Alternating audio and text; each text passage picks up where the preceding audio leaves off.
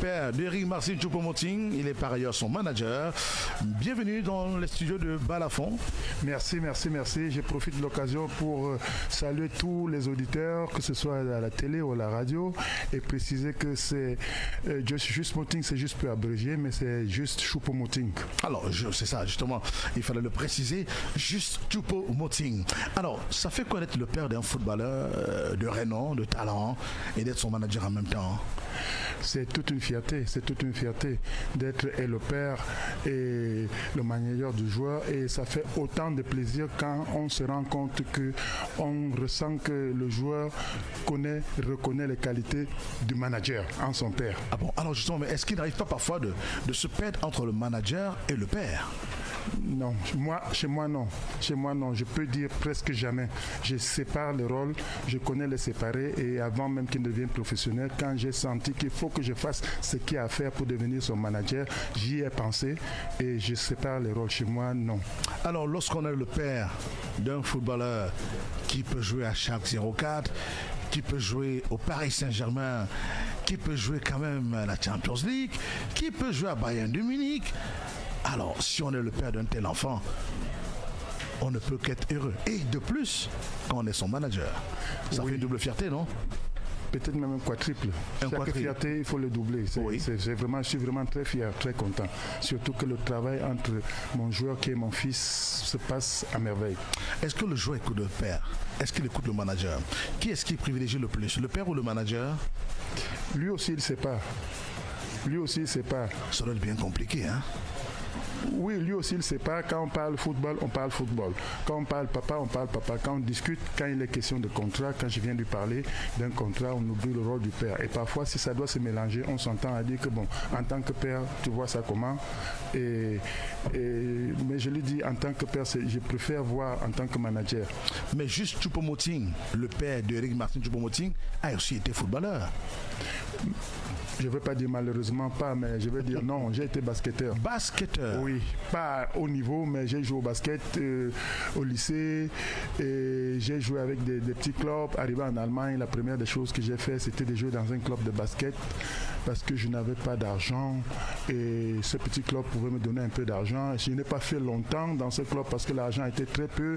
J'ai décidé de reprendre le côté musical parce que je suis un très bon musicien. Et j'ai créé des groupes de musique pour d'abord avoir de l'argent et financer mes études, puisque j'ai fait des études de gestion des entreprises et de social management. Alors, est-ce qu'aujourd'hui, le joueur est considéré comme une entreprise? Le joueur, c'est mon projet.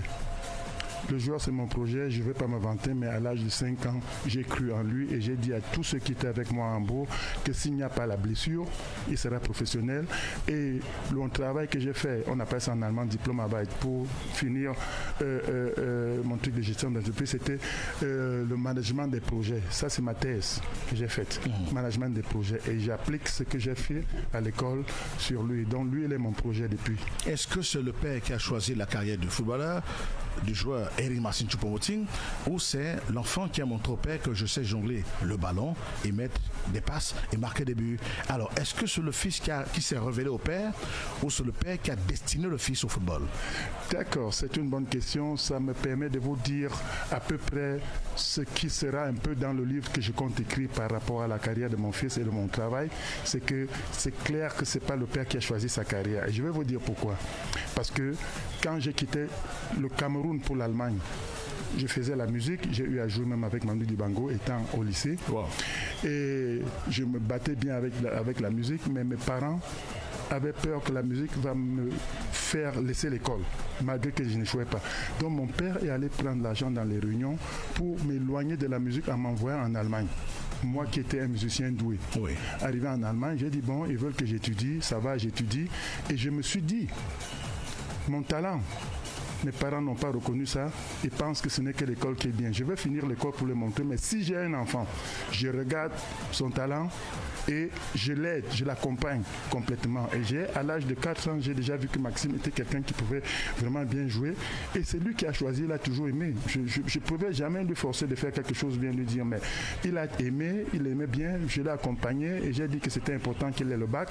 Il a fait tout jusqu'au bac et à 17 ans, 18 ans, il est devenu professionnel pendant qu'il faisait le bac. J'ai même été son professeur et le club de Hambourg m'a payé comme professeur parce qu'il ne pouvait pas aller à l'école. Il devait aller aux entraînements. Donc les mathématiques et le français, c'est des cours que je lui donnais.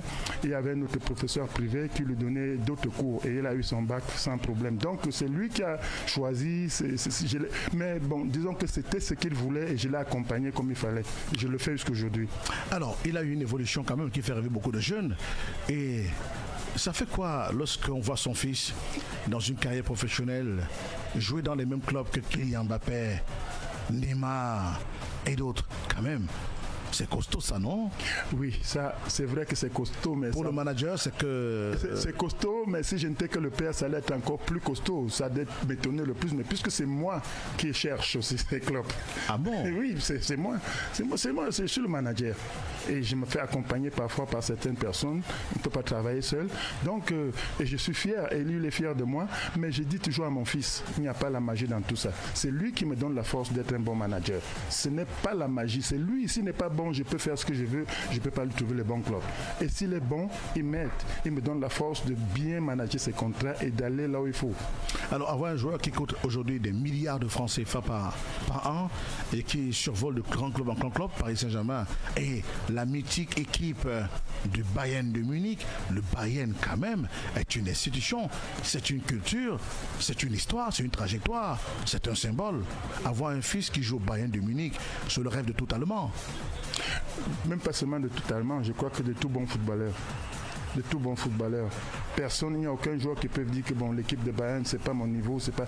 Tout le Real est encore un club un peu plus grand, je crois, mais oui. Tout grand footballeur, on reconnaît que le Bayern, c'est une très très grande équipe. Et puis, je suis vraiment très fier de voir qu'il joue dans ce club et très fier de vous dire aujourd'hui que c'est le premier joueur à l'âge de plus de 30 ans, qu'on donne plus d'un an de contrat au Bayern. Le Bayern a une loi, à partir de 30 ans, tu as toujours un an, on vérifie, on voit ce que ça donne, on prolonge un an. Mais il a été le premier à qui on a donné 2 ans après qu'il ait 30 ans, quand il avait 31 ans. Et il a reçu 2 ans. Et qui a été renouvelé? Oui, qui a été renouvelé cette fois-ci pour 1 an, mais ça ne fait rien. Donc, et si le Bayern te renouvelle un contrat et il te donne 2 ans, même comme il ne jouait pas beaucoup, c'est qu'on reconnaît ta valeur, on sait ce que tu vaux et c'est une très bonne chose. Alors, en tant que manager de Eri Massi Choupo-Moting, qu'est-ce qui fait justement qu'il soit autant désiré par les clubs, pourtant un joueur qui a été chahuté à son arrivée au Paris Saint-Germain comme étant un joueur finissant, crawlant et qui ne valait pas une telle équipe de la capitale? Il y en a qui disaient même que même Nice ne l'aurait pas recruté du temps de Balotelli, mais qui quand même, c'est lui qui envoie pour la première fois le Paris Saint-Germain en demi-finale, en finale de la Champions League, qui débloque les situations, pourtant un joueur remplaçant. Oui, je vais vous dire, c'est le mental. C'est le mental, c'est un joueur qui croit, qui sait ce qu'il peut. Et il a le soutien de son père, ce qui est son manager. Nous croyons, on connaît ses qualités. Et si on ne lui donne pas l'occasion de montrer les qualités, c'est normal qu'on pense que quand tu es remplaçant, tu ne joues rien parce que tu n'es rien. Et si pendant un match, il arrive que peut-être tu défends un but que tu devais marquer, comme ça lui est arrivé au Paris Saint-Germain, oui. Ça donne la preuve aux autres que ça, c'est pas un joueur, il n'a rien à faire. Mais quand tu crois en tes qualités, tu sais ce que tu vaux. Dans le club, on le connaît. Les Neymar et les Mbappé, ils connaissaient que sa valeur. C'est ceux qui sont dehors qui ne voient pas le joueur jouer, qui ne connaissent pas la valeur. Et les entraîneurs même qui viennent chercher un joueur comme lui, ils ne sont pas bêtes. Et j'ai toujours dit à mon joueur, mettre les buts, c'est bien beau, mais c'est pas ça le plus important. Parce que ce ne sont pas les spectateurs qui te trouvent les clubs. Ce ne sont pas ceux qui vont dire que tu as mis tel nombre de buts, c'est ça qui est bien. Ceux qui voient, ils voient quel apport tu donnes au club. Même si tu n'as pas mis le but, si tu aides les autres à mettre, même sans passe décisive, tu peux faire la passe avant la passe décisive. Quand tu joues pour le club, on voit comment tu te bats. Les décideurs, c'est le directeur sportif, c'est le président du club et c'est l'entraîneur. Ça, tu joues pour ces gens-là qui doivent te voir. Tout ce qu'on va dire dehors, oh, il a mis seulement 2 buts, l'autre a mis 50 buts, et puis on s'étonne que celui qui a mis 50 buts ne joue pas dans des grands clubs, l'autre joue dans des grands clubs. C'est parce que les experts voient ce que tu peux leur apporter pour le club. Et ça a toujours été sa philosophie. Et lui, par exemple, si parfois il n'a pas mis trop au début, il est vraiment polyvalent. Et parfois, on le prend, on le met à gauche, il passe le temps à jouer attaquant à gauche. Souvent, il joue 10. Souvent, il joue directement attaquant, mais dans les têtes des gens, c'est toujours que c'est un attaquant. Beaucoup de gens veulent l'évaluer par rapport au nombre de buts. Mais je crois que si les gens réfléchissent bien, il faudrait bien l'évaluer par rapport aux clubs dans lesquels il joue. Et les Blancs, les Allemands, les Français, des grands clubs ne sont pas bêtes et n'ont pas l'argent jeté par la fenêtre parce que c'est toujours la mafia. C'est toujours la mafia. Donc, s'ils te prennent et ils restent avec toi, ils savent ce qu'ils vont gagner en toi. Du moins, ils croient en ce qu'ils peuvent gagner en toi. Et ils se trompent aussi parfois. Les clubs. Oui. Mais juste Choupo-Moting, oui. Père et manager d'Éric Martin Choupo-Moting, on vous remercie encore d'être sur notre plateau dans ce studio de Balafon, puisqu'il faut dire que cette interview fait rare passe en même temps à la télévision sur le 324 de Canal+. Ah, fait rare. Alors, Éric Martin Choupo-Moting est le joueur qui n'est pas très souvent le bienvenu, pas très bien vu par la presse, jusqu'à ce qu'il montre ses qualités techniques. Alors, qu'est-ce que vous lui donnez? Qu'est-ce que vous lui dites pour qu'il ne craque pas? Je pense à ses débuts dans le Paris Saint-Germain, pas très joli du point de vue de la presse, et ce but enlevé qui aurait pu qualifier le Paris Saint-Germain pour être champion de France à quelques jours de la fin du championnat, mais finalement c'est lui qui débloque le Paris Saint-Germain dans son histoire, c'est lui qui fait les passes décisives et les buts qui permettront au PSG d'arriver là où il n'était jamais arrivé depuis tant d'années, malgré toutes les stars qu'ils ont pu avoir, que ce soit Cavani, que ce soit l'autre Suédois Ibrahimovic, ouais. Mais Choupo-Moting va réussir à le faire. Ouais. En ce moment, on se demande, mais qu'est-ce que son manager lui dit? Qu'est-ce qu'il a mis dans la tête de cet enfant? Oui, je peux répondre à la question. En fait, c'est le mental. C'est le mental, crois en toi. Quand le manager croit en joueur et le joueur croit en lui-même, on ne lui donne même pas l'occasion de jouer et il croit en lui. Ça, il faut apprendre ce mental depuis l'enfance. Savoir que si tu es bon, tu crois en toi, continue, il ne faut pas lâcher.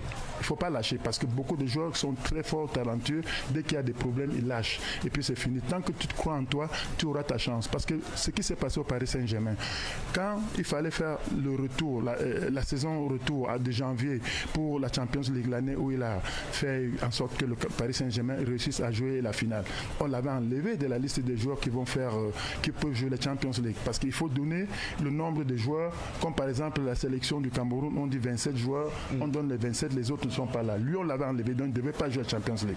Mais le Corona fait des choses. Le Corona est venu donner la chance de jouer, puisque quand il y a eu le Corona, on dit on peut ajouter le nombre de joueurs.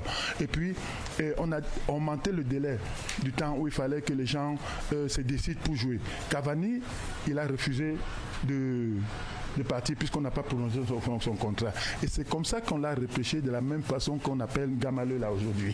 On l'a repêché pour venir et croyant en lui et le coach croyant en lui, le coach qui le connaît depuis Mayence, depuis 2011, a cru en lui et il est venu, il a eu cette chance-là, quart de finale, de faire la passe décisive et de mettre le but et l'égalisateur et il est entré dans les archives, dans le musée de Paris. Son maillot est accroché au musée du pays. Ah bon? Saint-Germain, oui, le maillot de ce match, oui. Alors, Choupo-Moting, je vous pose la question, vous le père, c'est quoi le manager, c'est quoi le quotidien du manager d'un footballeur professionnel par rapport à son joueur? Que fait-il le matin, que fait-il le soir? Comment ça se passe? Puisque finalement, Éric Martin Choupo-Moting devient une entreprise dont le projet est pensé et mené par le père qui en est le manager, puisque le père lui-même également est diplômé de l'enseignement supérieur en management des projets. Alors, c'est quoi le quotidien d'un manager d'un footballeur professionnel? C'est un mystère que nous voulons percer dans cette émission. Profitez de votre présence pour savoir ce que font les managers par rapport à leur joueur au quotidien. Je peux dire qu'il n'y a pas une définition directe pour ça. Il y a des managers qui viennent, dès qu'ils ont fini d'arranger les contrats, ils n'ont plus le temps du joueur, ils attendent si on l'appelle, ils répondent à certaines questions et tout. Le plus important pour eux, c'est de signer le contrat et d'avoir autant d'argent qu'ils peuvent avoir. Ça, beaucoup de managers le font. Un manager comme moi, ça va être rare parce que je ne veux pas avoir 1000 joueurs. Je me concentre sur mon joueur, je ne suis pas gourmand. Ce que je touche, je suis déjà très content. Mon fils ne m'a jamais donné l'argent parce que ce n'est pas lui qui me paye. Quand j'organise son contrat, je vais voir le joueur, je dis l'équipe. Je dis l'équipe, vous me payez parce que c'est moi qui convainc le joueur de venir jouer chez vous. Donc je suis votre agent. Vous me donnez de l'argent pour que je fasse en tant que le joueur joue. Donc j'ai mon contrat à moi. Lui, il a le sien. Donc je touche mon argent, il touche son argent. C'est moi qui gère en tant que manager, même ses finances jusqu'à présent. Mais n'ayant pas la nécessité de lui demander de l'argent parce que je gagne assez aussi. Donc ça va, je suis content. Et là maintenant, moi en tant que manager, le travail que je fais, c'est par exemple quand je dis gérer ses finances, je m'occupe d'un peu de tout. S'il a un contrat comme à Puma par exemple. C'est moi qui fais les contrats, c'est moi qui regarde les contrats. Et quand tu as un contrat par exemple à Puma, ce n'est pas que tu signes, on te donne de l'argent à la fin d'année. Non, il y a beaucoup de choses qu'il faut faire. Il y a des séances où tu dois venir faire des shootings. Il y a des séances où tu dois apparaître à tel endroit, tel autre. Et les contrats même des Puma, Nike et tout, c'est au moins 10 pages. Il faut bien analyser ça et tout le temps faire attention, respecter les contrats, tout le temps. Regarder qu'est-ce que tu peux faire, qu'est-ce que tu n'as pas le droit de faire. Bon, tu dois aussi penser à l'avenir de ton joueur, mais tu ne lui imposes rien, tu lui proposes qu'est-ce qu'il y a lieu de faire. Parce que vous allez voir, par exemple, ici, il y a beaucoup de joueurs qui ont été très très bons. Dès qu'ils finissent leur carrière, 3 ans, 4 ans après, ils n'ont plus rien parce qu'ils n'ont pas su gérer leur argent. Le travail d'un bon manager, c'est de faire en sorte que l'argent que le joueur professionnel gagne pendant qu'il est encore professionnel est très bon, de savoir où est-ce qu'il faut l'investir, qu'est-ce qu'il faut en faire, parce que après 10 ans, ou trop 15 ans, si tu n'es pas, tu ne joues plus au foot. Tu peux faire autre chose, mais tu ne joues plus au foot. Et tant que l'argent n'entre plus, l'argent finira. Si tu n'as pas su investir, ça se gâte. Et il faut savoir investir. Donc, il faut aller de ce côté. Et quand je vais de ce côté, je ne vais pas seul. Et si tu veux me dire que tu es manager, tu veux travailler seul, tu risques de ne pas faire de bonnes choses pour ton joueur. Donc, il faut coopérer avec d'autres. Et chaque jour, par exemple, quand il a un match, je discute les matchs avec lui jusqu'à présent parce que je l'ai même coaché, je l'ai entraîné pendant qu'il était joueur. Je ne suis pas un entraîneur, mais j'ai été même arbitre de la Bundesliga. Ah bon? Oui, à cause de lui. Parce que quand il était encore jeune, on faisait des matchs, parfois les arbitres ne venaient pas, ça m'a énervé. J'ai dit non, quand les arbitres ne viennent pas, c'est pas bon, j'ai fait la formation. Je suis devenu arbitre, j'ai arbitré aussi, je ne le fais plus parce que j'ai eu un problème du pied, des nerfs qui me dérangent. Et voilà quoi. Ça fait partie. Bon, c'est parce que mon management est un peu différent. Et je l'ai fait par rapport à lui. Un autre manager ne va pas partir vouloir être arbitre parce qu'il veut bien s'occuper de son joueur. Et par rapport à ses frères et sœurs? Oui, par rapport aux frères et sœurs, il n'y a rien à faire parce qu'il a 0 frère, 0 sœur. Ah, c'est le fils unique? Oui. Ça, il fallait le savoir. Oui. Donc je me suis concentré sur lui. Le travail qu'il devait faire sur les 4, 5, 6, je l'ai fait avec lui. Avec lui? Oui. Alors, il a fait... Est-ce qu'il a joué avec les sélections nationales allemandes inférieures? Il a joué avec toutes les sélections nationales allemandes inférieures. Même en 2010, quand il venait, il a joué avec Thomas Müller dans les A', c'est-à-dire que l'équipe qui vient juste, on lui a proposé même de venir jouer pour la Mannschaft. Ça, c'est une vraie vérité. Et il a préféré choisir le Cameroun, et en partie parce que Samuel Eto'o était son idole. Il s'est rendu compte qu'il va jouer avec Samuel Eto'o comme attaquant à son âge. C'était un rêve pour lui qui se réalisait. Et le fait que depuis l'enfance, vous avez vu quand il a joué à Garoua, tout le monde a vu qu'il avait des photos à Garoua à l'âge de 5 ans, 6 ans. Oui, bien sûr. Je l'ai amené toujours au Cameroun. Presque chaque vacances, soit il était ici et on faisait le tour du Cameroun, et partout on allait, il fallait organiser des tournois de football. Soit j'allais avec lui à Abidjan en Côte d'Ivoire, toujours les tournois de football. Je suis allé avec lui au Ghana, toujours les tournois de football. En Espagne, tournois de football. En France, tournois de football. Chaque année, il fallait organiser des tournois et sortir, voir comment est-ce qu'on joue dans différents pays pour qu'ils s'adaptent. Et s'il a pu réussir à rester au Cameroun et accepter tous les problèmes qu'on rencontre en tant que joueur professionnel dans le Cameroun, c'est en partie parce que dès l'enfance, je l'ai habitué à venir ici. Alors justement, mais l'Allemagne quand même, la Mannschaft, ça fait rêver. Un déclic. Parce qu'il a une idole, Samuel Eto'o, mais il y a Thomas Müller aussi. Non, ce n'est pas seulement parce qu'il y a Samuel Eto'o. Il y avait le patriotisme d'abord, le Cameroun. Mais ce n'était pas facile aussi, je vais vous dire, parce que l'Allemagne a vraiment tout fait pour lui aussi. Et maintenant, il ne faut pas être ingrat. Qu'est-ce qu'il fallait faire pour la décision? Les Allemands sont là. Tu as fait tous tes temps jeunes avec les équipes de moins de 15, 16, 17, 18, 19 et tu étais toujours un très grand joueur là-bas. Maintenant, le moment de choisir, tu pars pour le Cameroun qui n'a pratiquement rien fait pour toi. Alors comment ça se fait la décision? C'est le cœur maintenant. C'est le cœur. c'est le cœur. Je ne veux pas dire que c'est seulement Samuel Eto'o, ça fait partie de ce qu'il a fait venir. Et puis Samuel Eto'o aussi, en ce temps-là, même pas seulement en ce temps-là, c'était une idole, c'était un nom, oui. C'est un grand nom. Et rêver que tu vois, et le Cameroun aussi avait un nom. Et indépendamment de ça, quand tu réfléchis aussi, moi aussi je l'ai dit, tu fais le choix, c'est lui qui a choisi.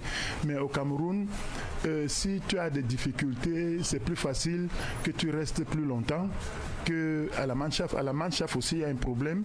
Quand tu vas rester là-bas, dès que tu as un petit problème, si tu ne joues pas 3 fois plus bien que les autres Allemands qui ont la peau blanche, ça sera un peu difficile pour toi. C'est faisable, mais tu risques d'avoir des hauts et des bas. Tu as la possibilité de choisir les deux. Va là où ton cœur te dit. Son cœur lui a dit le Cameroun et il a choisi le Cameroun. Par exemple, la Coupe du Monde qui s'est passée avant qu'il ne joue là, il regardait la Coupe du Monde en Allemagne avec le maillot du Cameroun. La Coupe du Monde qui s'est passée en Allemagne. Ah bon? Oui. Toute la Coupe du Monde, il avait le tricot du Cameroun, des Lions innotables sur lui pour regarder la Coupe. Donc c'est le cœur. Donc, alors il a choisi donc de jouer pour le Cameroun dès l'année 2010. Oui.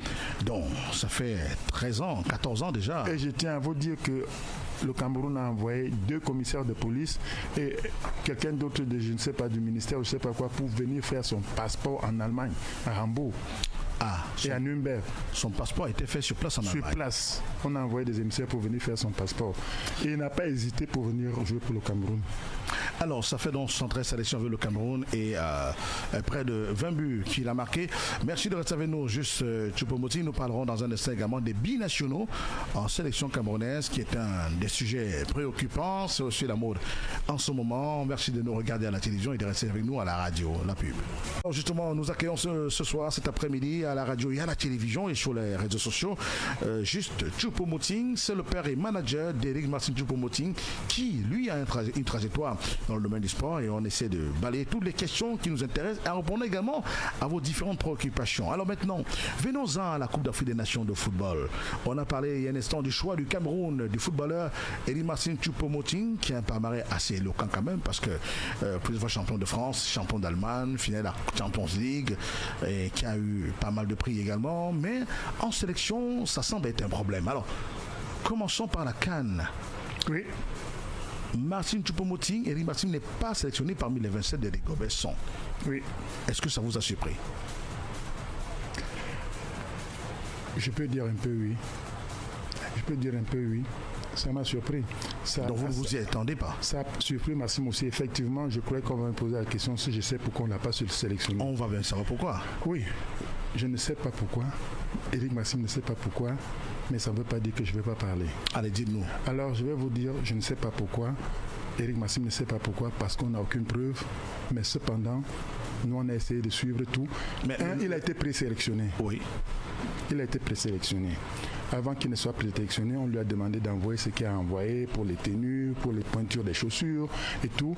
Et un joueur comme Éric Maxime Choupo-Moting, s'il est présélectionné, ça veut dire que c'est clair qu'il va être sélectionné. Parce que quand on regarde la valeur des joueurs ou bien ce qu'il donne, ce qu'il est capable de faire, si on prend même 20, même 15 joueurs au Cameroun, même 11, normalement il est parmi. Ça c'est clair.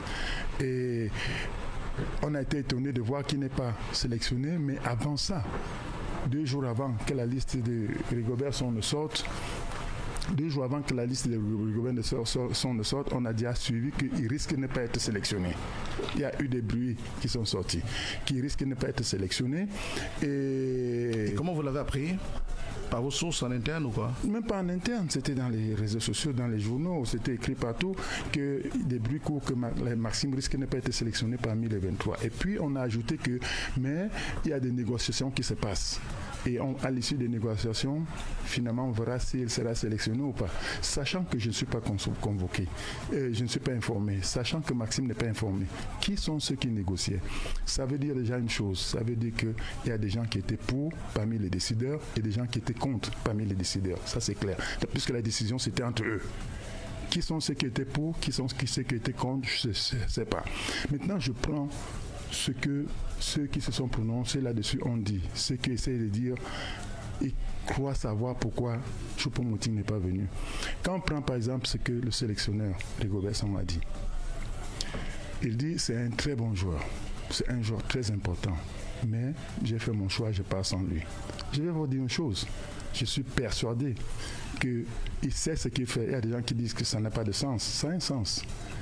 Tu peux vouloir dire des choses aux gens, mais tu ne peux pas le dire directement et tu as des problèmes. Tu préfères le dire et tôt ou tard on le comprendra. Moi, j'ai mis ça sur un scanner et j'ai dit tout joueur, tout entraîneur veut avoir les meilleurs joueurs. Tout entraîneur va avoir ceux qui sont importants. À moins que sur le plan disciplinaire, c'est clair que tu vas venir faire des problèmes dans l'équipe. Là, on préfère, tu vas nuire l'équipe.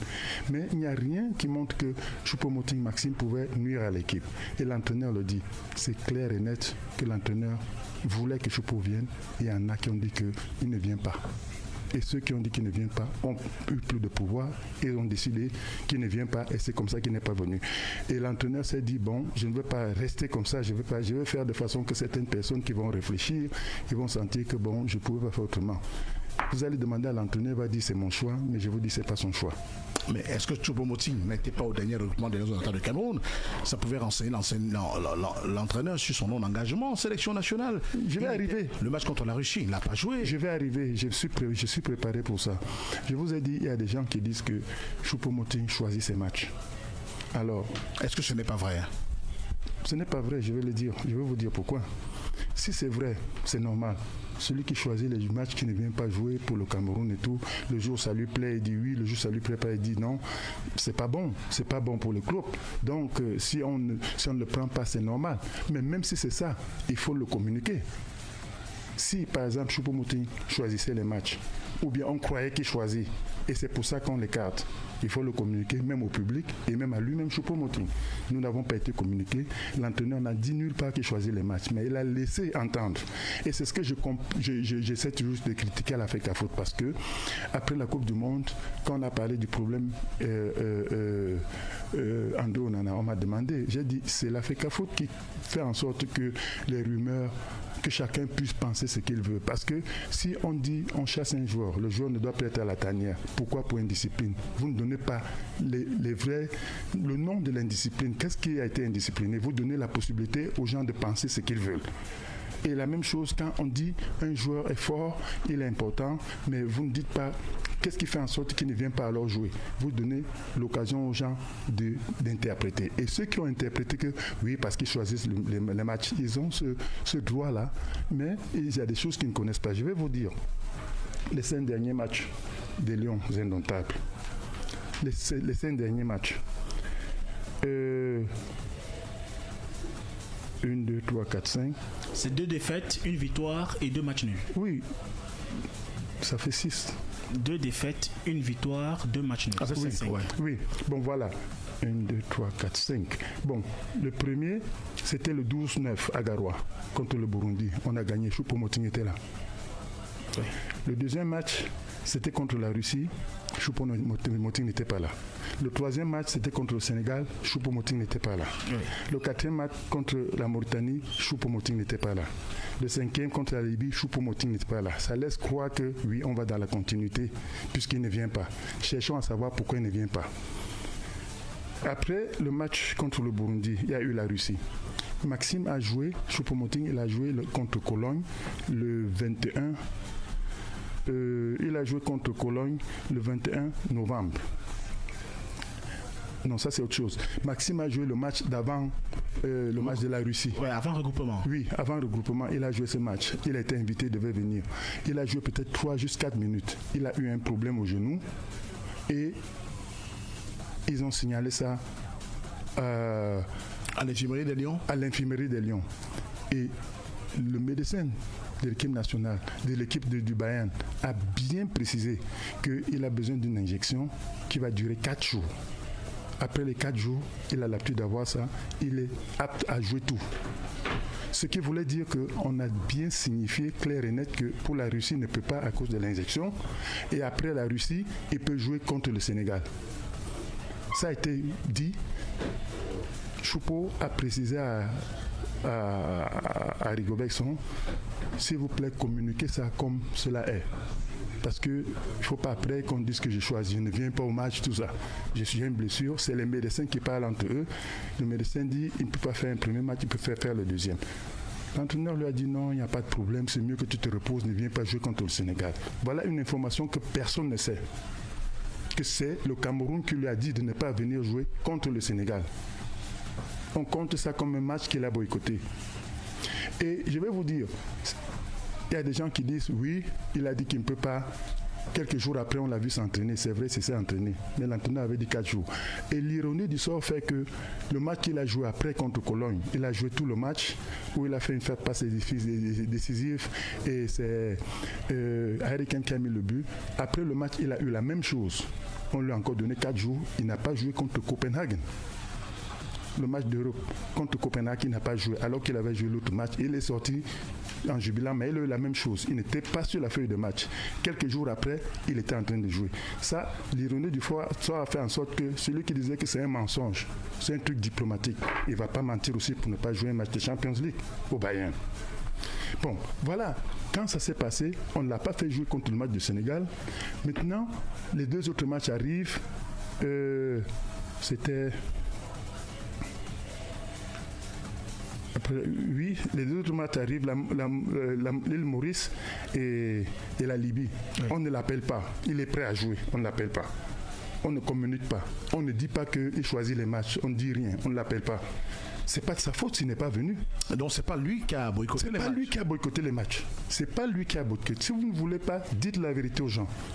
On ne l'appelle pas et on se dit qu'il a choisi les matchs. Il y a des gens qui disent qu'il attend maintenant qu'on s'est qualifié pour venir. Il était là contre le Burundi. Après tous les matchs qui sont passés, il était prêt à jouer. Et ce qui est plus grave, tu es vice-capitaine, tu ne viens pas, on ne t'appelle pas, on ne te dit rien. On ne t'appelle même pas pour te dire qu'on ne va pas tu te rends compte que ce n'est pas ça. Tu dis bon, ça va. Maintenant, pour la CAN, on lui dit tu es présélectionné. On l'appelle, on lui demande d'envoyer les pointures de chaussures. Il m'appelle, papa, ouais. Bon, manager, je dois envoyer la liste des choses qu'on demande. J'envoie, oui. Et il a tout envoyé. Il est sorti dans la présélection. Si il est irrégulier, qu'est-ce qu'il fait déjà dans la présélection? Si c'est un critère pour ne pas l'appeler. On le présélectionne et part faire ses vacances en Arabie Saoudite. C'était prévu. À Abu Dhabi. Donc, il se dit, juste après ça, il va aller directement en stage. Il va aller directement en stage. La liste sort, il n'est pas dedans. L'entraîneur vient expliquer qu'il est très fort, il est important, mais on ne le prend pas. Non. C'est-à-dire que c'est un truc qui a été programmé. Et ce n'est pas de sa faute. Il n'a pas choisi de match. Mais est-ce qu'il n'y a pas un précédent avec la Coupe d'Afrique des Nations de football au Cameroun où Choupo-Moting avait délibérément refusé de jouer le match de la 3e place contre le Burkina Faso. Sous l'air Conceição. Sous Conceição, pourtant il était pressenti être capitaine à ce match. Est-ce que ce n'est pas ce précédent qui amène les dirigeants de football à dire que c'est un récidiviste, il peut nous refaire le même coup en Côte d'Ivoire? Bon, si c'était ça, pourquoi est-ce que après ça, on l'a appelé. Il a dit clair et net qu'il n'a rien contre le Cameroun.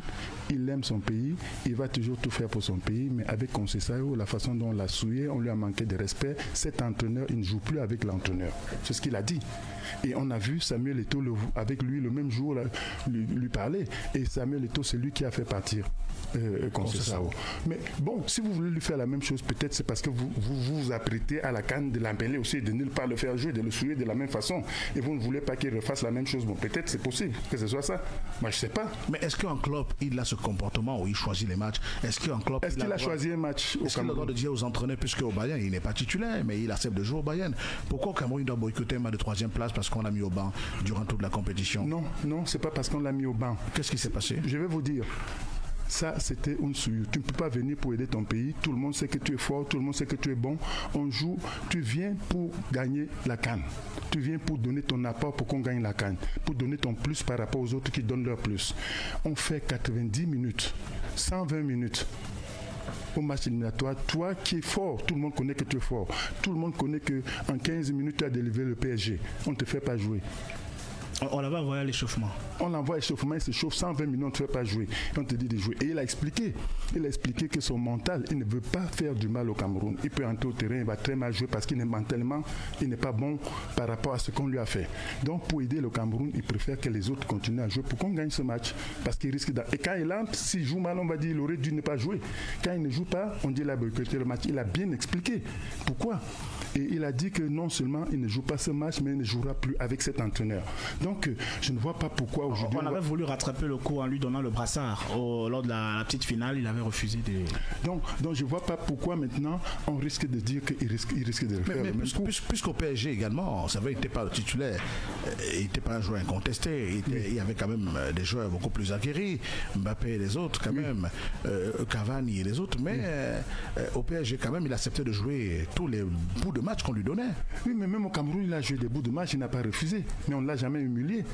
Là, à la CAN, on l'a humilié. C'est quand même un grand joueur, c'était quand même un joueur du Bayern qui a donné des bons résultats, qui a fait au PSG. Et puis aussi, ça, je ne veux pas me vanter. Parmi les joueurs camerounais, tu ne peux pas dire que c'est le plus mauvais ou bien l'un des plus mauvais ou bien c'est l'un des meilleurs. Ça, c'est clair. Et quand il ne joue pas, ça peut être le plan du sélectionneur. Pourquoi le faire jouer alors ce dernier match? Je vais vous dire.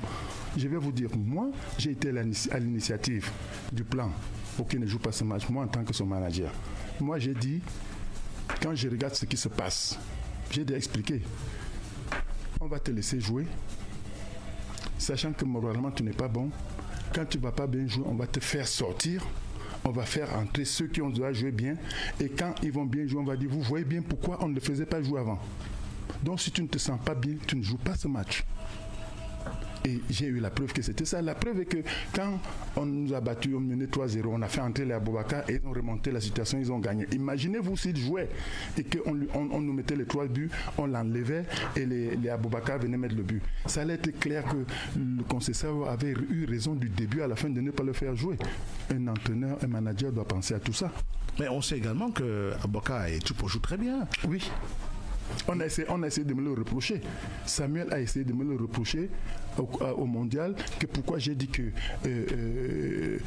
Aboubakar et Choupo devaient jouer. Ce n'est pas à moi de parler à l'entraîneur. Je lui ai répondu, je suis le manager de mon joueur, mon joueur doit jouer. Moi j'avais vu Rigo, j'ai dit à Rigo, pourquoi tu ne fais pas jouer les deux? Le premier match qu'on a perdu contre la Suisse, c'est parce que les deux n'ont pas joué ensemble. Quand on a commencé à les faire jouer ensemble, on n'a plus perdu de match.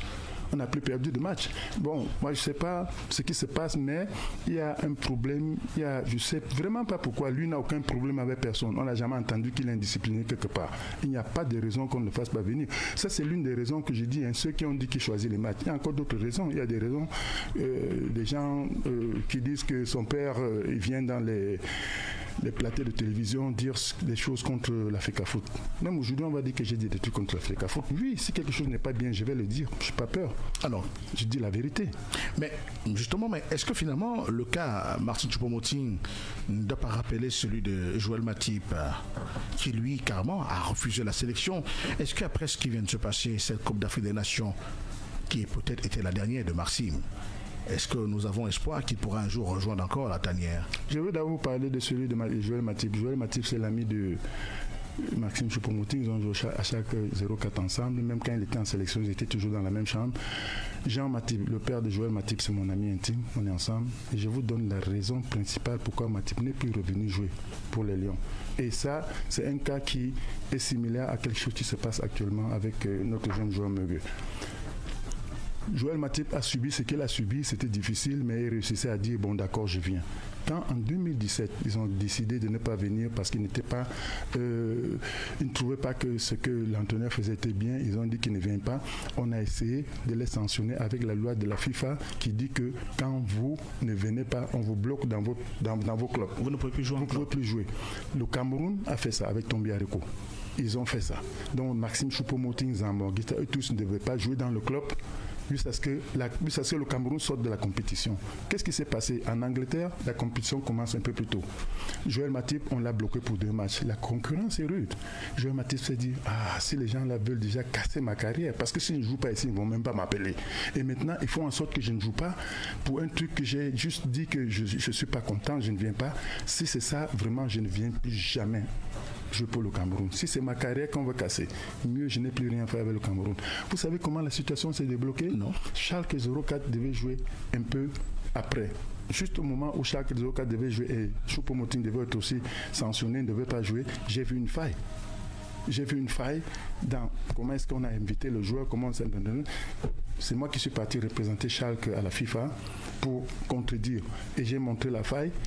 Le Cameroun avait fait une erreur très bête. Ils ont envoyé l'invitation au club et ils ont envoyé la copie à Maxime. Or, le règlement de la FIFA dit qu'il faut inviter le joueur. J'ai dit, ils n'ont jamais invité le joueur.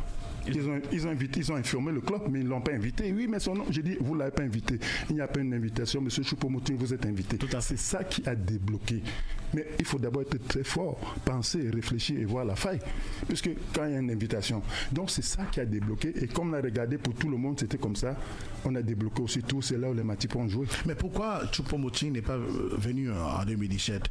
Matip et le Cameroun a gagné. Pourquoi ils ne sont pas venus? Ils ne sont pas venus parce qu'ils n'étaient pas satisfaits avec la manière dont le coach travaillait. Et au lieu de venir boycotter un coach, vous dites que vous ne venez pas. Et ils ont donné les raisons. Moi, Choupo-Moting a envoyé les raisons à la FECAFOOT qu'on n'a jamais données. On n'a jamais donné. Et je vais vous dire aujourd'hui, on a écrit exactement pourquoi le ministre Bidonkwat et Tombi Aroko, ils m'ont appelé spécialement pour que Choupo-Moting revienne. On a expliqué tout, on a écrit tout et ils m'ont demandé est-ce qu'après ça, il est prêt à venir parce qu'on va résoudre le problème. On a posé le problème. On a dit non, il n'y a pas de problème. Si après vous nous appelez, on s'assoit avec Concessao. Non, c'était pas lui. Hugo Boss. On s'assoit avec lui. Si c'est réglé, il revient. Ils m'ont dit d'accord. Et ils m'ont dit, je l'ai dit ici, ils m'ont dit de toute façon, on va aller nulle part. Donc, dès qu'on va nous éliminer, on va le chasser. Ils m'ont dit ça. Bon, à Ripé, on a gagné. Un entraîneur qui gagne, tu le chasses pourquoi? Quand il gagne, il a gagné. Et c'était normal qu'il reste. Mais ils me l'ont dit au téléphone. Et malgré tout, après, on nous a appelés. On a discuté du problème. On a dit ça et ça et ça nous gênait. L'entraîneur a accepté que oui, d'accord, ça. On a trouvé le compromis et il est revenu. Concrètement, qu'est-ce qui vous gênait? C'était une lettre qui est allée à la FECAFOOT. C'était l'entraîneur. C'était toujours l'entraîneur. Et on a énoncé tout à la FECAFOOT. Tout. Ils ont une lettre qu'ils ont eu ce que je... Ils m'ont même supplié... Quel était le différent? Ils m'ont même supplié de ne pas donner la lettre aux Camerounais parce que ça risque de déstabiliser l'équipe. Nous, on ne veut pas déstabiliser l'équipe. Nous, on a souhaité que ça se passe comme ça s'est passé. Le Cameroun a gagné, on était tous contents parce que c'est une étoile de plus, même pour lui, Choupo-Moting, pour tout le monde. Alors, mais est-ce que finalement, les choix de l'entraîneur ne doivent pas être respectés? Il peut vous appeler, il vous met au banc, il peut ne pas vous appeler, et il vous rappelle, vous reviendrez. Ça a été le cas de Rabiot en France, qui n'a pas été appelé pour une Coupe du Monde, et puis une autre encore, il est appelé. Est-ce que finalement, dans la tête de Maxime, est-ce que c'est parce qu'on est binational qu'on croit qu'on est forcément supérieur à d'autres, et même aux entraîneurs, et qu'on devrait forcément être titulaire, même si le choix tactique de l'entraîneur peut nous exclure d'une phase de jeu? La question me paraît très embarrassante et pas correcte parce que Maxime n'a jamais réclamé d'être titulaire. Jamais au Cameroun. Il a plusieurs fois joué comme celui qui entrait, il ne s'est pas plaint. Même la Coupe du Monde qu'il vient d'avoir, lui, il a dit 120 minutes, on ne le fait même pas entrer 5 minutes. Il n'a pas dit 120 minutes, je ne suis pas titulaire. Donc je ne vois pas pourquoi je dois répondre à ces questions parce qu'il n'a jamais exigé être titulaire. Mais je vais vous dire aussi, vous ne pouvez pas faire la comparaison entre les joueurs du Bayern et les joueurs de l'équipe nationale du Cameroun. Il y a des joueurs qui jouent devant toi, tu sens qu'ils te dépassent. Il y a des joueurs qui jouent devant toi, ils ne te dépassent pas. Mais c'est l'entraîneur qui sait ce qu'il a de ce joueur. Tu sais que au niveau football, tu es plus fort que lui et tout le monde voit ça. Vous ne pouvez pas me dire que le même statut que Maxime a, il doit avoir à l'équipe nationale. Par rapport aux joueurs, la comparaison des joueurs du Bayern avec Maxime et les joueurs du Cameroun, c'est pas ça, c'est pas pour rien qu'ils jouent là, ils jouent. Je ne vais pas me vanter, c'est pas moi qui le recrute. C'est peut-être moi qui fais en sorte qu'on le recrute, mais ceux qui le recrutent savent pourquoi ils le prennent. Et quand il vient ici, il ne joue pas, il a toujours serré le cœur. Mais il n'a jamais réclamé d'être titulaire, jamais.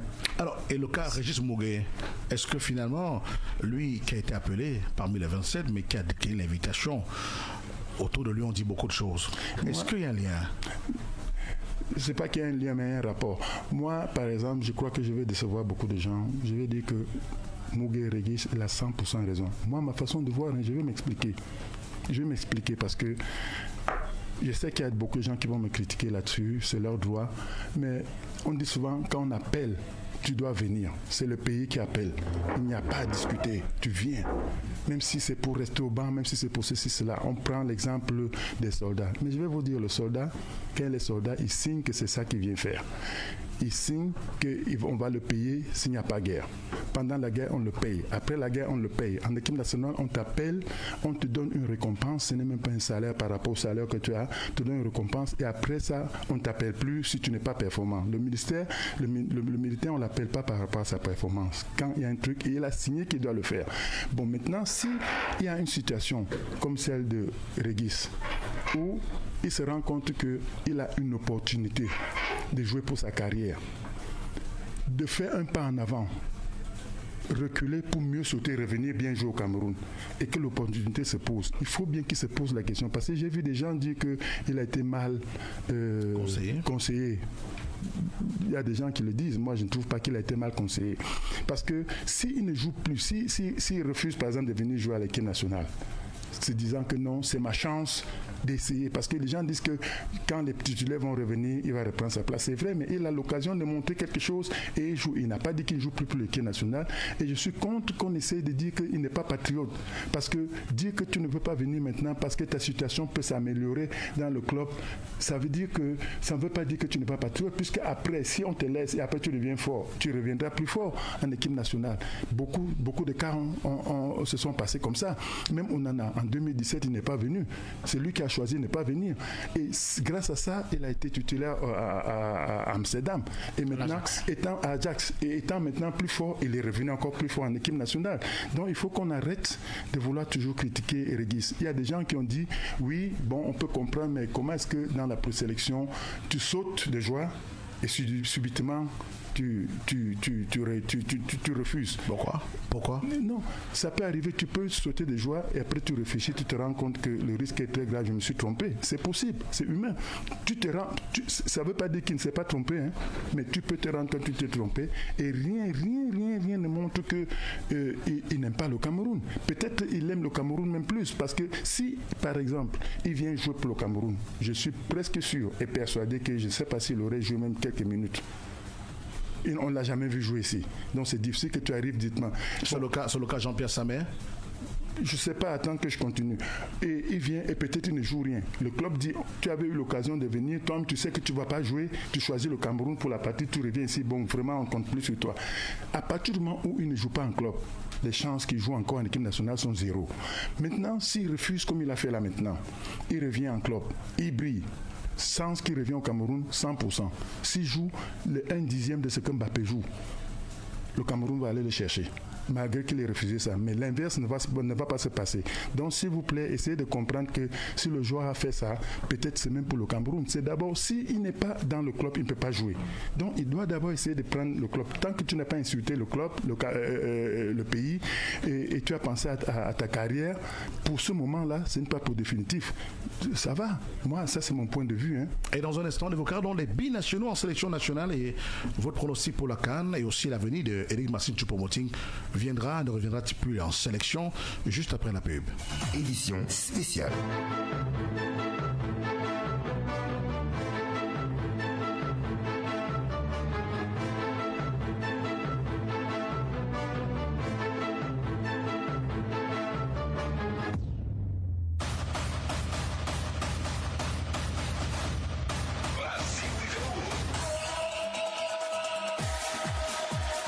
Allez, merci d'être avec nous en direct à la radio et à la télévision, aussi sur les réseaux sociaux. Vous êtes de plus en plus nombreux à être connectés. Bienvenue à ceux qui prennent l'écoute à l'instant.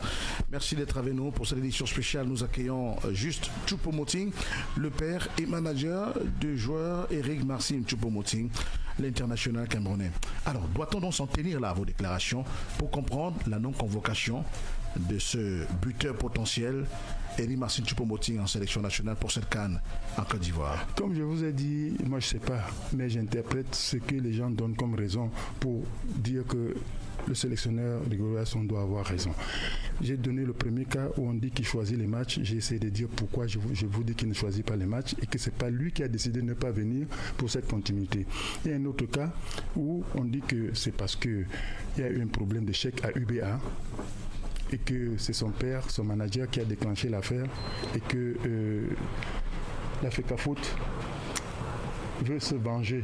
Alors, justement, cette affaire de chèque UBA a fait beaucoup de bruit. D'ouverture de compte. C'était une rumeur ou c'est fondé? Non, c'est pas une rumeur. C'est fondé. C'est fondé. Que s'est-il passé? C'est fondé. J'ai expliqué ça à Equinox juste après. Je veux vous dire, il y a des journalistes qui m'ont demandé après la CAN si les primes ont été touchées.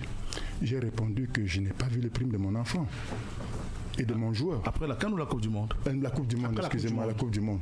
Juste au Qatar, pendant qu'on était au Qatar. Donc il n'a pas eu de prime. Non, c'est ça, et c'est ça le vrai problème.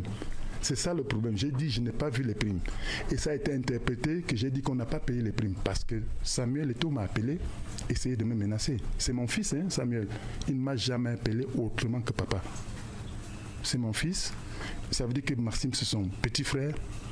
Et il m'a appelé, il était très fâché. Il a compris un peu comme tu viens de comprendre tout de suite qu'il n'y a pas eu de primes. Quand je dis je n'ai pas vu les primes, ça ne veut pas dire qu'on n'a pas donné les primes. D'accord. Et je lui ai dit, je vais expliquer, il ne voulait pas me laisser expliquer. Tu as gâté tout le travail que j'ai fait, c'est gâté. Dès demain, je vais balancer l'argent qu'il a touché avec les signatures et tout et tout. Le lendemain, c'était à la presse que 60 millions ont été touchés, 2 fois 30 millions. Et donc, il m'a dit le 15 janvier et le 16 janvier, c'était dehors. Donc, ça a été appliqué. Il était fâché, il m'a dit, papa, ça, je ne vais pas laisser. Je donne son nom parce que il reste mon fils. Si peut-être il va dire que mon papa là est parti parler, je vais faire comme avec Roger, il n'est plus mon papa. Ça ne va pas gêner. Je vais toujours rester son papa. Il a commencé à m'appeler papa. Mais je suis papa. Alors je reviens sur le truc des primes. Maintenant, je lui ai dit, comme tu ne veux pas m'entendre, bon, je crois que je vais aller expliquer ça à la télévision et après on va s'asseoir, tu vas voir si c'était vrai ou pas. Tu m'accuses de dire que tout le travail qui a été fait, on n'a pas payé des primes. Et même quand j'avais donné l'interview, j'avais dit dans l'interview que c'est possible qu'il y ait des raisons valables pour qu'on ouvre les comptes aux joueurs à l'UBA sans leur dire. Mais quand même, il faut dire aux joueurs avant. Donc je vais m'en informer. Je rentre ici et j'ai dit que je vais m'en informer. Je rentre ici, c'est là où j'ai les documents où on demande à mon fils d'ouvrir le compte. Or, l'argent est déjà dans un compte qui est supposé être le sien. Moi qui gère ses finances, moi qui ai accès au compte, j'entre dans les comptes, je ne vois rien. Vous voulez que je dise qu'il a touché de l'argent? Non. Et comme je suis prudent, je n'ai pas dit qu'on n'a pas payé les primes. J'ai dit je n'ai pas vu. Et je ne pouvais même pas voir, puisque le compte n'était même pas encore pour lui. C'était pas signé, c'était ouvert. Et c'est là où je suis venu à la télévision, j'ai expliqué, j'ai montré le document qu'on m'a donné pour que mon fils signe et tout pour ouvrir les comptes. Je les ai montrés et il paraît que les gens disent que c'est ça qui énerve et que c'est une rancune, c'est ça. Bon, moi je sais pas, je peux pas dire que c'est ça. Mais j'ai prouvé, les trucs n'étaient pas fait et je n'ai même pas fait de problème. J'ai demandé à mon joueur de remplir et de faire tout. C'était une question de savoir. Il avait l'argent qui était dans un compte de l'UBA. Mon fils n'avait pas de compte de l'UBA. Si tu n'as pas signé, tu n'as pas de compte. Même si ton nom est là, c'est pas ton compte. Et finalement, il a signé? Mais même pas finalement, il n'a jamais refusé de signer. Puisqu'on n'a même pas fait opposition avant de signer. Quand on a lu les papiers qu'on a donnés, j'ai dit pas de problème, qu'est-ce qu'il y a à faire? Je suis parti, je l'ai vu, on a fait ce qu'il y a à faire, sachant que peut-être la banque avait déjà un peu de problème avec ceux qui contrôlent tout ça. Ils m'ont demandé de faire certains trucs antidatés. Je l'ai fait. J'ai demandé à mon fils de le faire. Je n'ai aucune intention d'aller contre la FECAFOOT, aucune intention de faire des problèmes. Mais seulement, on ne peut pas me demander si les primes ont été touchées. J'ai dit c'est touché si je n'ai pas vu. Et même si l'argent était dans son compte, quand je dis je n'ai pas vu, je peux mal voir, là j'ai tort, mais je n'ai jamais dit qu'on n'a pas payé des primes. Et ça veut dire que peut-être on était fâché de lui. Samuel m'a dit que j'ai gâté tout le travail qu'il a fait. J'ai dit qu'il n'a pas payé les primes alors que ça a été payé. Tous les gens qui se sont accentués à faire en sorte que les joueurs aient l'argent. J'ai dit mais vraiment, même si peut-être j'étais fait mal, je n'ai jamais eu l'intention, mais je n'ai dit que la vérité. Je n'ai dit que la vérité. Et il ne m'a plus jamais appelé, il n'a plus regardé ce côté-là. Et je sais qu'il m'avait dit qu'il ne va pas laisser. Papa, je ne vais pas laisser. Cette fois-ci, je ne vais pas laisser. Bon, peut-être c'est ça. Peut-être. Je dis bien peut-être. Non. Alors, maintenant, Éric Maxime Choupo-Moting, la prochaine CAN, c'est dans 12 mois. Puisqu'on revient à la date normale, puisque on a eu ça en 2012 et en 2013, on aura ça en 2024 et en 2025. Oui. Est-ce que Maxime Choupo-Moting, avez-vous l'intention ou a-t-il l'intention de poursuivre sous les couleurs du drapeau camerounais? Je ne sais pas, hein, c'est une question. Vous basez sur quoi pour demander s'il a l'intention? Parce que ce n'est pas lui qui décide de venir. Hein. Vous, la preuve qu'il voulait venir, il n'est pas là. Bon, s'il a l'intention et on ne l'appelle pas, il va venir comment? Bon, on a vu des joueurs comme Ronana renoncer à la sélection nationale, bon, peut-être revenir après. On a eu Alexandre Son refusé, il ne peut revenir. Stéphane Biya a refusé, il ne peut venir. On a vu également d'autres footballeurs qui ont renoncé, André Amel Kanabiik, qui, suite à quelque chose comme ça, d'une convocation ou non-convocation, a dit qu'il ne viendrait plus, il n'est plus revenu. Bon, pour l'instant, Choupo ne parle pas beaucoup. Après aussi, on a plusieurs fois vu sur le critère âge des joueurs de cet âge-là décider de se concentrer uniquement sur la carrière en club parce que les allées et venues avec l'équipe nationale, ça leur demandait beaucoup d'énergie. Donc, il peut également le faire. D'autant plus que, objectivement, il y a également un choix qui peut s'expliquer sur le plan sportif. Eric Maxime Choupo-Moting, avec les Coupes d'Afrique des Nations et le Cameroun, ça n'a pas toujours été de grandes performances. Pas de but en CAN, pas de passe décisive. Ça peut expliquer le choix de Rigobert Song-Bana. Comment est-ce que le clan Choupo comprend tout ce qu'il y a autour de cette affaire? Pour moi, ça n'explique rien. Ça n'explique rien. Je vous ai dit tout à l'heure que j'avais toujours dit à mon joueur, ce n'est pas parce que tu as mis les buts que tu es important pour l'équipe. Tu peux aider l'équipe à mettre les buts. Le simple fait que Choupo-Moting soit là, personne ne peut douter. L'adversaire, ça fait jouer l'adversaire autrement. Et on peut se concentrer sur lui pour qu'il ne mette pas les buts et les autres en profitent pour mettre. Donc ça, pour moi, c'est pas un critère. Le Bayern, et si le Bayern, malgré son âge, le prend. À 34 ans quand même. Oui, si malgré son âge, les Cristiano Ronaldo sont encore en train de jouer. Je ne veux pas le comparer à Cristiano, mais je veux dire qu'il y a des joueurs qui jouent à cet âge encore au niveau, et lui, il est en train de le faire. Donc, ça ne peut pas être le critère de dire que bon, il n'a pas mis les buts en CAN. Il a mis combien de buts pour le Cameroun au total? Avec un but? Oui, bon, comptez combien de joueurs camerounais ont déjà mis ses buts. C'est comme ça qu'on doit regarder. On ne doit pas regarder, même si tu as aidé à ce qu'on arrive à la Coupe du Monde et à la CAN. Et à la CAN, tu ne mets pas. Peut-être si tu n'aidais pas, on n'arrivait pas à cette CAN. Donc, le but, mettre les buts n'a jamais été nulle part pour Maxime le truc le plus important. Jamais. Et sans ignorer que même au Cameroun, selon les entraîneurs et selon les matchs, on le met soit à gauche comme ailier, soit comme 10 et soit comme 9. Il n'est pas toujours attaquant. Donc, c'est pas sur ça qu'on doit se baser. Ça, c'est mon point de vue. Hein. Ça ne veut pas dire que mon point de vue est juste, mais c'est... Est-ce qu'il est prêt à revenir en sélection? Ça dépend. Ça dépend. On ne peut pas chiffonner quelqu'un et l'appeler et attendre qu'il vienne n'importe comment. Il ne peut pas dire qu'il... Mais là, avec tout ce qu'il a fait pour le Cameroun, tous les sacrifices qu'il a fait, ne pas l'appeler, ce n'est pas grave. Mais ne rien lui dire. En tant que vice-capitaine, vous voulez que quoi? Qu'on appelle pas ça chiffonnage? Non, ça c'est mon point de vue. Hein. Ce n'est pas lui qui le dit, mais moi je le dis, je suis son agent. Tu es vice-capitaine. On fait une liste, tu es précisé sélectionné.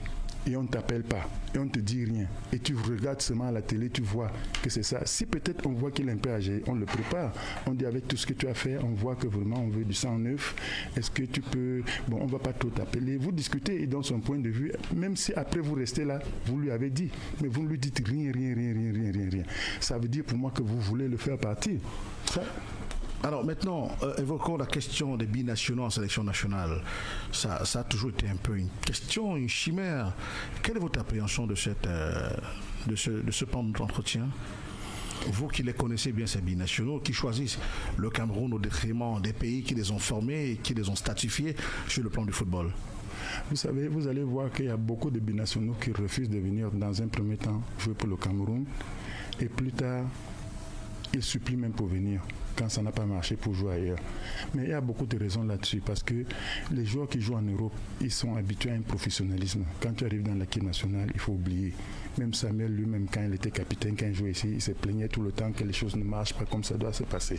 Alors celui qui est né dans le professionnalisme, il est habitué. Il faut qu'il ait beaucoup de courage, beaucoup de hemlé, beaucoup de je sais pas quoi pour supporter. Et les gens au Cameroun, ce qui est bizarre, ils attendent que tu supportes ça. Ils n'attendent pas qu'on change. Ils n'exigent pas qu'on change, ils exigent que tu supportes ça. Et ça, c'est un problème. Et bon, maintenant, c'est pour ça que tu vas voir beaucoup de binationaux qui vont dire « Ah, j'ai réfléchi ». Et c'est quand ils ne peuvent plus rien qu'ils essayent de venir. Et s'ils sont un peu bons, on essaie de les prendre. Il y en a qui vont, avant de venir, appeler ceux qui sont déjà binationaux pour leur demander « Tu vois comment, si on appelle Choupo, il ne va jamais mentir ». les problèmes qu'il y a, il va dire. Mais il va dire, je reviens. Tu peux aussi faire comme moi, mais en venant, sache que c'est comme ça. Tout à fait. Et certains vont dire, est-ce qu'ils auront la force de venir supporter ça. Choupou même, il a supporté ce qu'il a supporté par rapport au fait qu'il venait tout le temps au Cameroun. Et les Camerounais qui ne sont pas binationaux, qui ont grandi ici, supportent parce qu'ils ont grandi au Cameroun. Et au Cameroun, c'est souvent que l'injustice et tout doit accepter que c'est comme ça. Pas qu'on doit faire des problèmes à ceux qui font l'injustice pour que ça change, mais on dit que non, c'est comme ça au Cameroun, il faut accepter. Donc c'est un problème qui sera toujours pour les binationaux. Et tant qu'on ne traite pas ceux qui sont là bien, on aura toujours ces problèmes et on aura presque toujours ceux qui n'ont plus eu la chance d'aller jouer en France ou en Europe pour revenir ici. Donc même les trucs qu'il faut qu'on fait là maintenant avec Choupou, beaucoup de binationaux regardent. Maintenant, est-ce que je voudrais venir pour qu'on me traite comme ça? Sans compter qu'il y a des moments où tu te mets là, mais comme moi quand je n'ai pas de preuves, je préfère ne rien dire, où tu sens qu'il y a beaucoup de choses qui se passent parce que tu n'es pas Camerounais de père et de mère. Parce que la façon dont le brassard a été retiré à Maxime Choupo-Moting, ça, je suis presque sûr qu'il y a eu cette histoire dedans. Presque sûr. Je ne peux pas le prouver et c'est pour ça qu'on n'en a jamais fait un problème et on ne pouvait même pas en faire un problème. Parce le clan Choupo est resté silencieux là-dessus. On n'a même pas eu de problème parce qu'il n'a jamais demandé d'être capitaine ou vice-capitaine. Il est resté chez lui. C'est moi qui lui ai informé un jour qu'il y a un décret qui dit que tu es capitaine. Il dit moi, je suis vice-capitaine ou capitaine. Je lui ai informé. Donc c'est comme ça que ça se passe. On t'analyse, on t'étudie, on te met là comme ça, tu deviens ça. Donc il n'a jamais voulu, pas qu'il ne veut pas, c'est bien, mais il n'a jamais lutté pour être capitaine. Ce qui fait que même quand il a perdu le brassard, ça n'a pas été un problème pour lui, ni pour le clan. Mais j'ai eu comme l'impression qu'on se disait que mais comment c'est un demi-Camerounais qui est président, qui est capitaine. Non, il faut que ce soit un 100%. Or, il n'y a pas de 50% Camerounais. Où tu es Camerounais, tu n'es pas. La loi du Cameroun dit que tant qu'un de tes parents est Camerounais, tu es Camerounais. Lui arrive-t-il parfois de regretter de n'avoir pas porté le maillot de la Mannschaft? Jamais. Quel qu'en soit, il a eu beaucoup de difficultés, mais il est toujours fier d'avoir joué pour le Cameroun.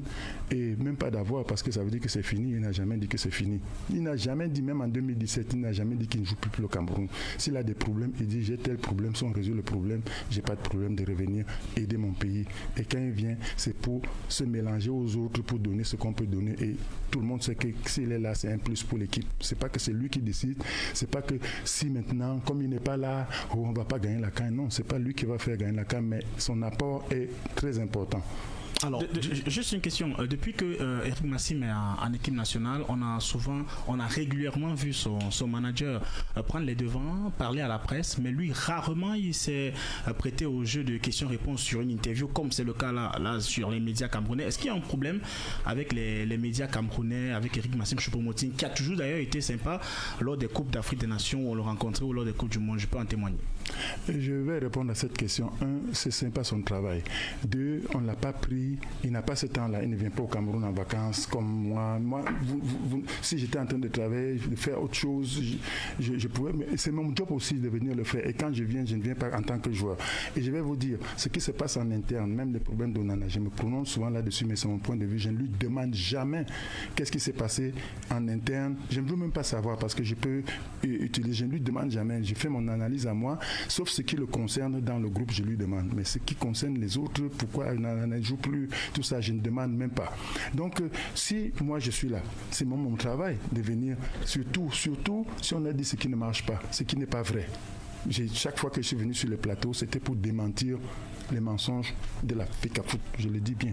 C'était pour ça, chaque fois que je suis venu, pour démontrer, parce que et quand on ne veut plus de quelqu'un, on l'incrimine. Puisque vous avez vu la première fois que j'ai vraiment apparu, c'est qu'on a dit qu'on l'a convoqué, elle a refusé de venir. Vous voyez, alors qu'on ne lui avait jamais envoyé la convocation.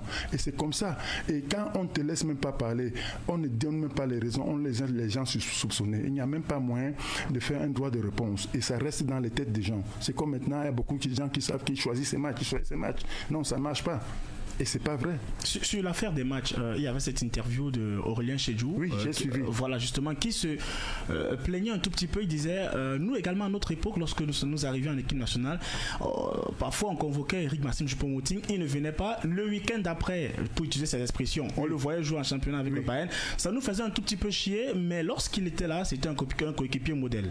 Donc il traîne ce boulet, cette rumeur de choix des matchs depuis un bon moment. Pourquoi est-ce que le clan Choupo, qui sait que cette rumeur existe, avant même qu'elle ne soit amplifiée avec l'arrivée de Rigobert Song-Bahanac et les rencontres Russie, Sénégal, île Maurice et on a joué la Libye aussi, pourquoi le clan, ayant connaissance de cette rumeur, n'a jamais communiqué, puisque là depuis un moment on parle d'un problème de communication de la fédération. Et pourquoi le clan Choupo n'a pas communiqué là-dessus? Je vais répondre à cette question et c'est même très bien parce que j'ai failli oublier ce point-là. En fait, je ne vais jamais entendre qu'on a dit que Choupo a fait ça, il n'a pas fait ça. Je me lève, je viens, je dis oui. C'est quand on me pose la question. C'est quand on me pose la question. Et généralement, ce qui se passe même, c'est que les responsables, c'est pas eux qui le disent. Et quand ce n'est pas les responsables qui le disent, c'est difficile de venir se mettre et dire qu'on a dit que... Donc, quand la FECAFOOT dit, quand je suis venu, c'est que la FECAFOOT a dit ceci, cela. Je n'ai jamais entendu la FECAFOOT dire qu'il choisit les matchs. Jamais. Une seule fois, je n'ai jamais entendu la FECAFOOT le dire. Et ce que j'ai failli oublier de dire, c'est qu'on laisse les gens entendre que c'est une certaine forme de mépris ou bien non-patriotisme. Ils choisissent les matchs. Mais même quand on choisit les matchs, il y a quand même à la fédération une structure, des gens qui décident quand un joueur se comporte mal, on passe par le blâme, on passe par ceci, cela, on le convoque, on lui dit... Commission de discipline. Oui, une commission de discipline. On lui dit, on t'accuse de ceci, cela. Qu'est-ce que tu en penses? Et il se défend, et après on lui dit non, on n'est pas d'accord, vraiment on te sanctionne, ou bien oui. Ça n'a jamais eu lieu. Vous voulez que quelqu'un fasse quoi? On ne l'a jamais appelé. Même maintenant, si on dit qu'on continue en continuité parce qu'il ne fut... Pourquoi vous ne le convoquez pas pour venir à la commission de discipline, dire que tel match, tu n'es pas venu? Nous, on sent que c'est comme ça. Vous ne le faites pas. Vous ne le dites pas. Oui, mais il y a la rumeur qui entache l'image du joueur sans que la fédération ne se prononce sur X ou Y question. Tu ne peux pas empêcher ça. D'accord. C'est inempêchable. Même maintenant, il y a des gens, tu peux dire ce que tu veux dire, ils vont dire, mais je ne peux pas venir me lever parce qu'on a dit, parce que les réseaux sociaux ont dit, je n'ai jamais répondu aux réseaux sociaux. Je réponds à la FECAFOOT. Alors justement, mais la question maintenant, nous partons à la CAN sans votre joueur, Elie Martins Choupo-Moting. Quel est votre pronostic? Vous voyez les chances du Cameroun par rapport à ces équipes que vous connaissez bien? Sur les papiers, il n'y a pas trop de chance, mais le Cameroun est le Cameroun. Moi, par exemple, je viens d'avoir mon visa hier. Il y a des gens qui m'ont dit, oh, ton fils n'est pas là, tu vas faire quoi? Je suis Camerounais, c'est mon équipe. Je ne vais jamais souhaiter que le Cameroun ne gagne pas. Ça, je ne vais pas le souhaiter. Je vais supporter le Cameroun parce que si on gagne, on amène une 6e étoile. C'est tout le monde qui va porter l'étoile. Et Maxime Choupo-Moting, et Ngamale, et Ngande, et tout le monde. Donc, même si on est fâché, on n'est jamais fâché de l'équipe nationale. On est fâché peut-être des responsables. Et les responsables sont changeables. Ils vont quitter, l'équipe nationale va rester. Le responsable fait quelque chose. Pourquoi faudrait-il que ce soit l'équipe nationale qui en souffre? Sur les papiers, on n'est pas favori. Mais on connaît tous comment le Cameroun a l'habitude de se battre justement quand on ne l'attend pas. Et tout est possible. La dernière rumeur autour de l'actualité d'Eric Maxime Choupo-Moting, c'est éventuellement un départ du Bayern de Munich. Qu'en est-il réellement? Parce qu'il y a beaucoup de rumeurs toujours qui tournent autour de Choupo, même si le clan ne communique pas beaucoup, j'insiste, avec les médias camerounais. C'est pas seulement les médias camerounais, même les médias européens, médias allemands, médias italiens, médias anglais. Oui, mais je vais vous dire une chose. Chaque fois que Maxime a fait un grand contrat ou bien un truc, ce n'est pas 3 jours avant qu'on a su. Donc je m'arrange toujours à ce que ce soit tellement discret. Ce qui sort déjà avant, et puis vous attendez 10 jours, il n'y a rien, ça veut dire que c'est des rumeurs, peut-être pas non fondées. Il n'y a pas de rumeurs comment on appelle ça, sans feu, de fumée sans feu. Il suffit que peut-être un entraîneur se pose la question, est-ce que je peux avoir Choupo-Moting? Est-ce que ceci? Il y a des journalistes qui vont prendre directement, aller dire qu'on le veut. C'est vrai, peut-être qu'on le veut, mais à quel niveau c'est sérieux? Mais là, il y a des sollicitations. Je ne veux pas vous répondre, parce que même si c'est vrai, je ne veux pas vous donner cette chance-là, de dire qu'il a confirmé, parce que je sais que c'est ce que vous attendez. Non. Donc je ne vais pas le faire. Je fais comme si je ne connais rien, et pourtant je connais. Alors maintenant, vous êtes à la CAN? Je suis en train de tout faire pour y aller. Je dois payer mon billet d'avion. C'est la date que je suis en train de... J'ai l'intention de partir le 14. J'ai pu avoir mon visa hier. Et oui. Est-ce qu'il lui aussi viendra supporter ses coéquipiers, comme on a vu dans d'autres sélections où les non-saisonniers viennent? Oui, il va venir. Il sera en Côte d'Ivoire. Il va venir à la télé, chez lui, à la maison, regarder. Il travaille. Il peut venir comment? Ah, d'accord. Il est au boulot. Il est au boulot. Peut-être avant de refermer ce magnifique plateau, à quand la première vraie interview de Choupo-Moting sur un plateau camerounais? Je ne peux pas le définir. Vous êtes son manager. Le manager qui arrête tout ça quand même. Non, ce n'est pas le manager seul. Le manager peut arrêter, mais il ne vient pas faire une interview comme ça. Il faut qu'on lui dise de quoi il s'agit. Il faut que son timing corresponde. Il faut qu'on lui dise on a besoin de ta pour ça.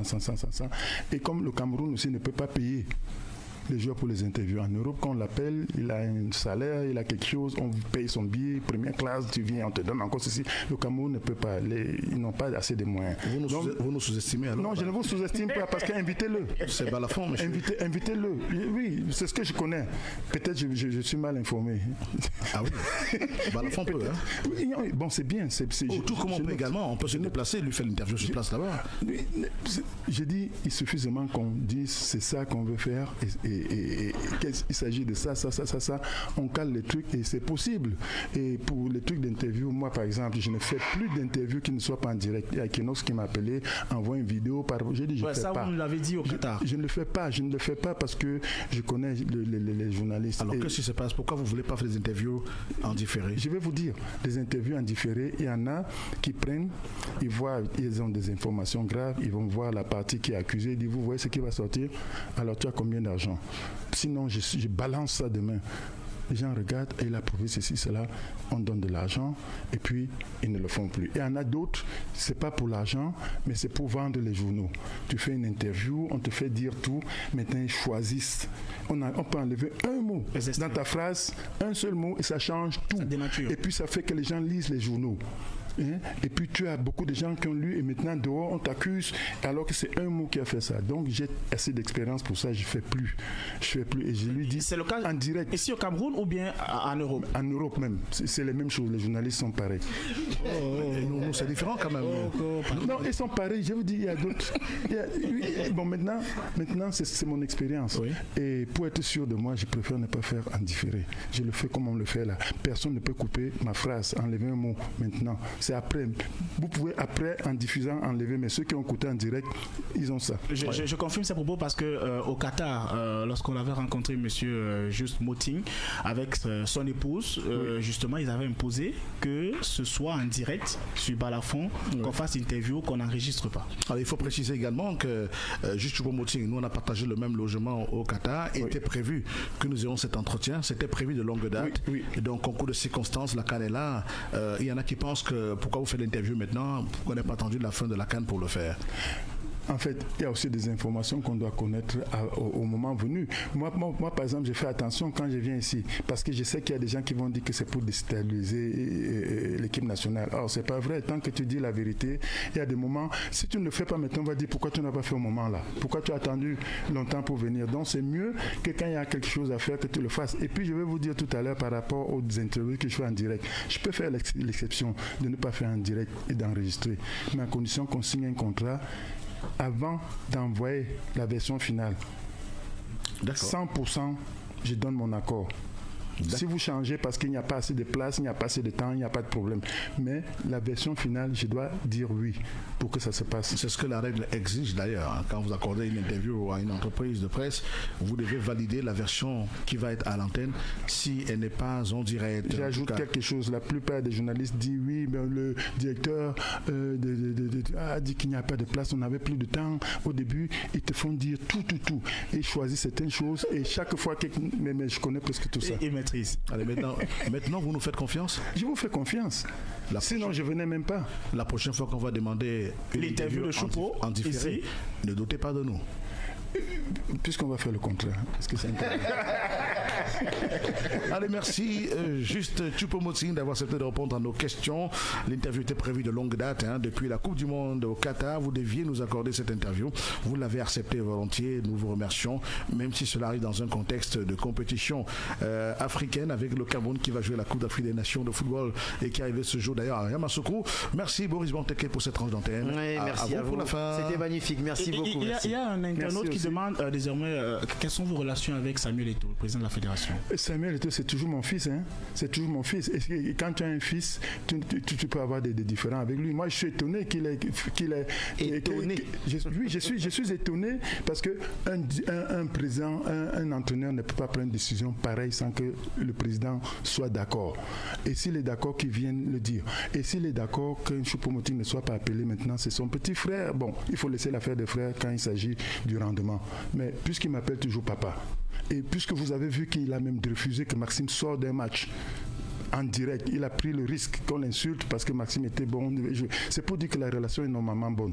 Mais bon, c'est un petit truc. Depuis le truc du Qatar, on n'a plus de communication. Je ne sais pas. Mais moi, vous l'avez appelé, il n'a pas pris?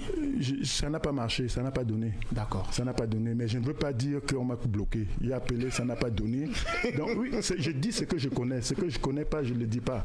Il y a des gens, ils appellent, ça marche pas, ils disent non, il n'a pas pris. Je ne peux pas le dire. Donc ça n'a même pas sonné. Ça n'a pas donné. Ça n'a pas donné. Vous connaissez, ça donne. Vous connaissez l'expression, ça donne. Ça donne. Voilà, Ça n'a pas donné. Allez, merci Amand.